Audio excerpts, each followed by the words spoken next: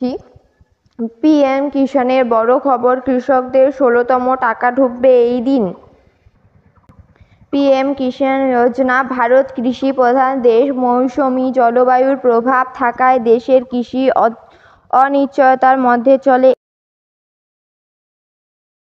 এছাড়া ভারতবর্ষের কৃষিতে এখনো আধুনিকরণ হয়নি, ফলে জলবায়ু নির্ভরশীলতা ও শ্রম নির্ভর কৃষি পদ্ধতি কৃষকদের আর্থিক দুরবস্থার কারণে। তাই কৃষকদের পাশে দাঁড়াতে সরকার প্রকল্পের মাধ্যমে আর্থিক সহায়তা প্রদান করে। ভারতবর্ষের কৃষকদের স্বার্থে চালু হওয়া একটি জনপ্রিয় প্রকল্প হল প্রধানমন্ত্রী কিষাণ সম্মান নিধি প্রকল্প।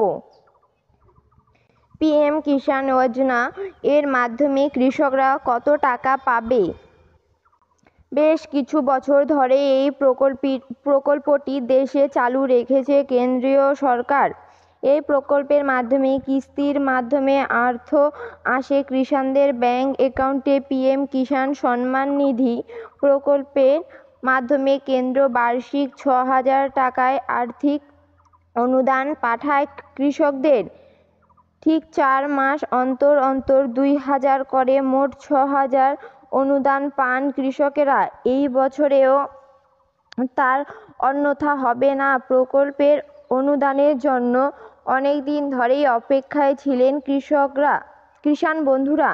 অবশেষে সমস্ত অপেক্ষার অবসান ঘটিয়ে কৃষকদের মুখে হাসি ফুটল মোদী সরকার।